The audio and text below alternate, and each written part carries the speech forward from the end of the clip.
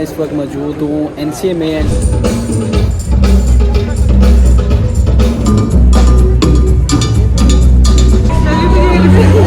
कैसी हैं आप? तो यहाँ पर नज़र आती है क्रूज़र बाइक। बहुत सी चीज़ें हमें यूनिक नज़र आई हैं। वहाँ पे आपकी एक ये क्रूज़र बाइक भी है। मेरी बाइक जो है ये पूरे 2 घंटे में चार्ज हो जाती है। इसका चार्जर जो है 25 एम्पियर का है, जिससे ये पर चार्ज में 160 किलोमीटर की रेंज देती है। सबसे हाईलाइटेड जो डिस्प्ले है वो ये बोट का है। अगर कोई चीज़ लगने से ये ब्रेक हो जाती है तो ये डबल शील्ड बनाई गई है। प्रॉपर जो है वो रूम की तरह डिज़ाइन किया जा सकता है। ऐसे ही है फातिमा? जी बिल्कुल इसी तरह। एक मोबाइल में ऐप जो है वो इंस्टॉल की जाएगी, जिसके थ्रू इसको फ्लाई किया जाएगा। ये वो शू है जिसके अंदर GPS इंस्टॉल किया गया है।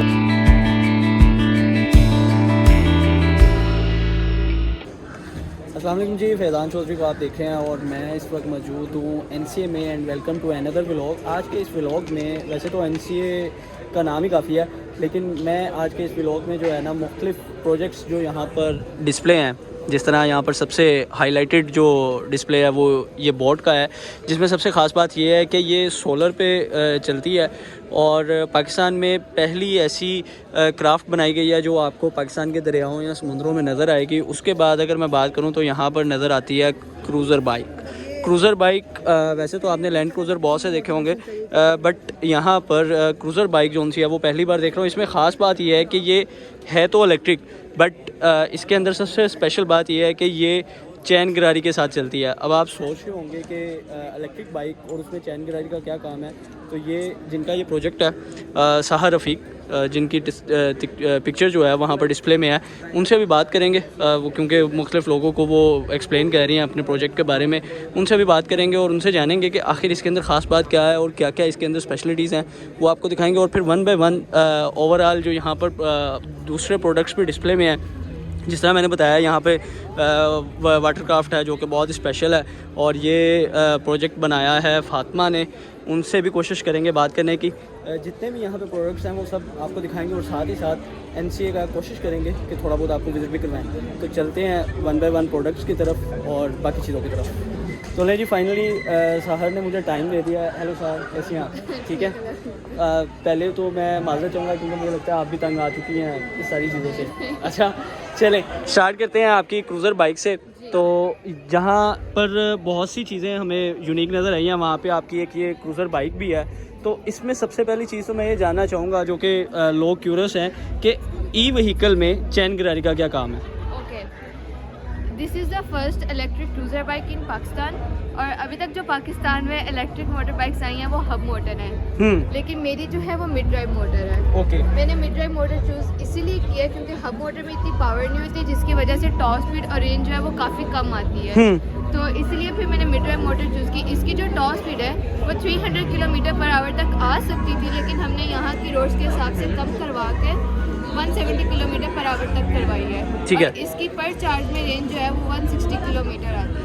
ओके अच्छा, मैं यहाँ पर ये भी बताना चाहूँगा कि आपने मुझे बताया था कि ये सारा जो इसका मॉडल है वो आपने खुद तैयार किया है, तो ये वाकई सच है? यस, ये बिल्कुल सच है। मैंने इसका एक एक मोल्ड खुद हाथों से अपने हाथों से बनाया है। ठीक है, एक वाकई राउंड मुझे थोड़ा सा रिव्यू दें इसके, कि स्टार्ट में इसके क्या इंस्टॉल किया गया है और क्या क्या चीज़ें यहाँ पर लगाई गई हैं।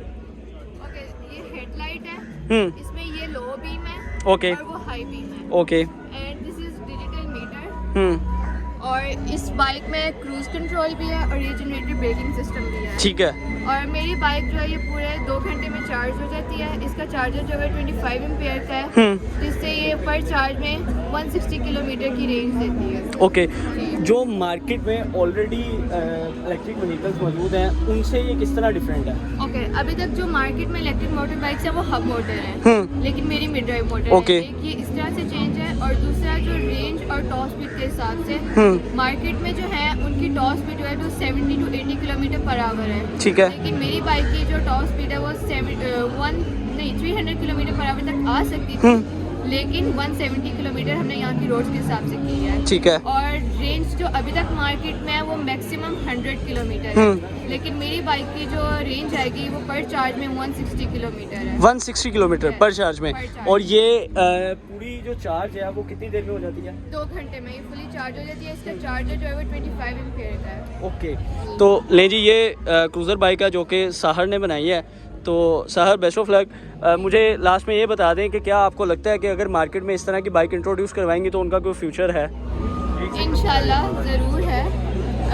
अभी तो ये मेरा इनिशिएटिव था, but we will launch it as soon as possible. ठीक है। इसका फ्रेम भी मैंने खुद डिज़ाइन किया था, इसलिए इसको रजिस्टर करवाएंगे और फिर मार्केट में इसको लॉन्च करेंगे और इंशाल्लाह ये अगले कुछ सालों में आपको ज़रूर मार्केट में नजर आएगी। बहुत शुक्रिया सहर आपके टाइम का, थैंक यू सो मच। तो लीजिए ये सहर थी जिनकी बाइक की डिटेल जो है वो आपको बताई है। मुझे फातिमा भी नज़र आ गई है। फातिमा कैसी हैं आप?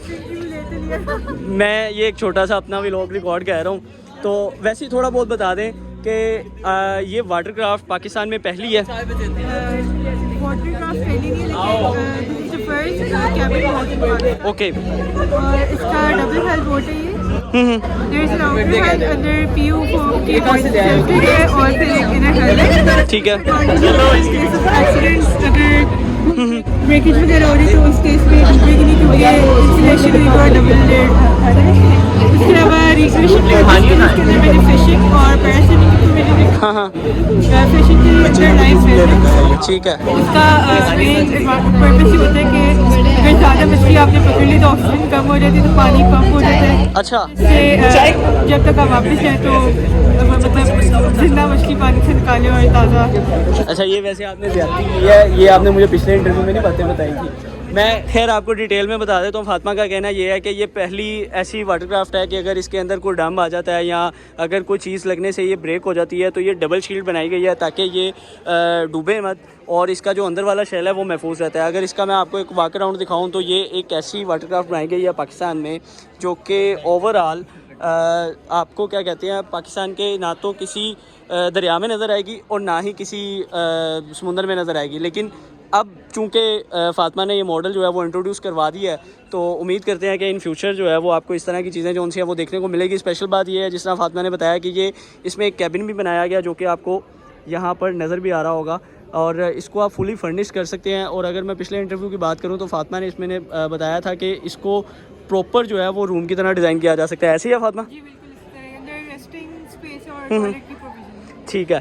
और क्या ये जिस तरह आपकी मैंने पिक्चर्स में देखा है कि इसके ऊपर सोलर इंस्टॉल है, तो ये इलेक्ट्रिक है या सोलर है?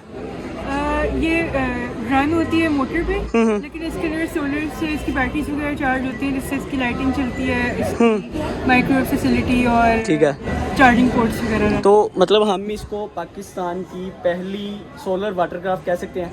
कह सकते हैं। ठीक है, बहुत शुक्रिया फातिमा आपके वक्त का। तो आगे चलते चलेंगे और एनसीए में जो और चीज़ें जो लगी हैं वो भी आपको दिखाते हैं और साथ साथ एनसीए का टूर भी करते हैं। तो भाईजान अब जा रहे हैं अगले डिस्प्ले की तरफ और वहाँ पर देखेंगे कि वहाँ पे क्या क्या चीज़ें मौजूद हैं, साथ साथ चलते चलेंगे। और अभी एक जो है यहाँ पे कल्चरल स्टडीज़ के हवाले से भी कुछ चल रहा है, तो उस तरफ चलते हैं।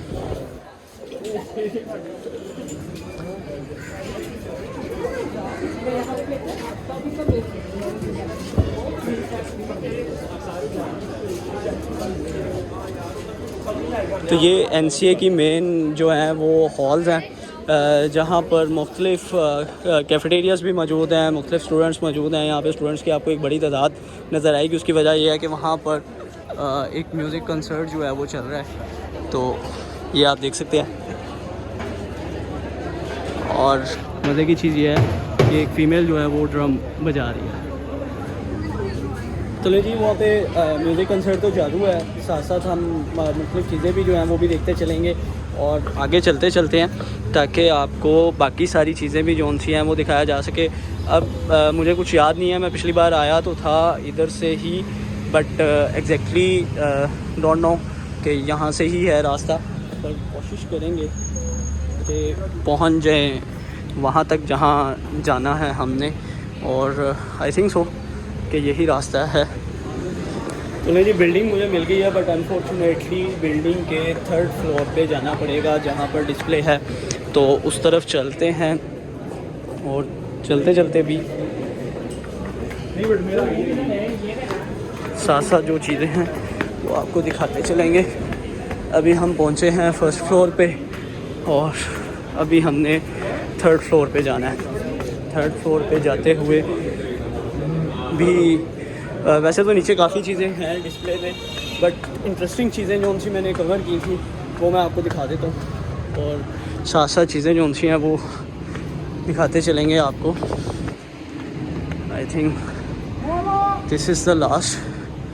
चलिए जी, यहाँ पर जो यूनिक चीज़ थी वो थी ड्रोन, जो कि फ़र्स्ट एड के लिए यूज़ होगा, और इसकी जो बनाने का जो डिज़ाइन है वो मैं आपको यहाँ पे दिखाता हूँ कि बड़ा ही इंटरेस्टिंग है। कि आप देख सकते हैं कि यहाँ पर डिज़ाइन एवोल्यूशन जो है वो इस प्रोसेस से होके यहाँ तक पहुँची है। देन इसका ये स्केच है जो कि डिस्प्ले किया गया है। अच्छा, ये बेसिकली प्रोजेक्ट है मलाइका का, और वो यहाँ पे अभी मौजूद नहीं है, अदरवाइज़ उससे भी बात हो जाती। तो ये एक ड्रोन बनाया गया है जो कि फ़र्स्ट एड के लिए यूज़ होगा। अब ये यूज़ कैसे होगा, एक मोबाइल में ऐप जो है वो इंस्टॉल की जाएगी जिसके थ्रू इसको फ्लाई किया जाएगा, और देन इसके नीचे यहाँ पर ये पैकेज जो है, ये वाला पैकेज जो है ये इंस्टॉल किया जाएगा, और उन एरियाज़ में जहाँ पर एम्बुलेंस नहीं पहुँच सकती, इंफ्रास्ट्रक्चर तबाह हो चुका होता है ज़ल्ज़लों के बाद, सैलाब के बाद, तो वहाँ पर ये ड्रोन फ़र्स्ट एड पहुँचाएगा, जो कि मेरे ख़्याल से बड़ा यूनिक आइडिया जो है ना वो है, क्योंकि इसको उस तरह से इनिशलाइज़ किया गया ताकि उन हिस्सों को भी, उन जगहों को भी जो है ना वो वहाँ पे फ़र्स्ट एड पहुँचाई जाए जहाँ पे इजीली आप वॉक करके नहीं जा सकते, किसी व्हीकल के थ्रू नहीं जा सकते, तो drone is the best option. और वैसे भी अगर देखा जाए तो ड्रोन को अब मुख्तलिफ़ कंट्रीज़ में ड्रोन टैक्सीज यूज़ की जा रही हैं, ड्रोन को फूड डिलीवरी के लिए यूज़ किया जा रहा है, तो why not first aid service. तो ये एक डिज़ाइन है जो कि बनाया गया, और मज़ीद चीज़ें जो उनसी हैं वो भी आपको दिखाएंगे। एक डिज़ाइन कुछ ये भी बनाया गया जो कि पहाड़ी इलाकों में इस्तेमाल होगा, और आप इसका, ये टेबल का बेसिकली मकसद ये है कि एक तो आपको हीट प्रोवाइड करेगा, दूसरा आप इसको टेबल के लिए भी यूज़ कर सकते हैं, और इसकी जो डिज़ाइन जो है वो ये डिस्प्ले है। देन आगे चलेंगे, दूसरी साइड पे एक बड़ी ही यूनिक चीज़ जो है वो नज़र आती है, और वो है मैंने राइम के साथ किया था, उसके अंदर था जी के शू के अंदर आपका GPS सिस्टम जो है वो इंस्टॉल है, एंड हेयर इट इज़। ये वो शू हैं जिसके अंदर GPS इंस्टॉल किया गया है, और इस शू की मदद से आप किसी की भी लोकेशन जो है, मतलब जिसने ये शू वेयर किया होगा वो ट्रेस आउट हो सकती है। अब ये अगर थोड़ा सा इसको हम, हेयर इट इज़, ये देखिए, ये शू डिज़ाइन है, बट अनफॉर्चुनेटली राइम भी यहाँ मौजूद नहीं है, वरना उससे भी बात हो जाती, और ये जो प्रोसीजर है वो भी देखा जा सकता था। बाकी आपको ये मॉडल है जो कि शू डिज़ाइन किए गए हैं, और ये तो देखिए ऊपर से हम विज़िट करके आए हैं, तो जो चीज़ मैं आपको दिखाना चाह रहा था कि वो स्टार्ट हो चुका है, और उस तरफ चलेंगे और आपको दिखाएंगे कि NCA में किस तरह से इंजॉय किया जा रहा है। आप लाइव देखें कि लाइव म्यूज़िक और साथ साथ ऑडियंस इतनी मज़े की, तो मज़ा दुबारा हो जाता है किसी भी जगह का। See here,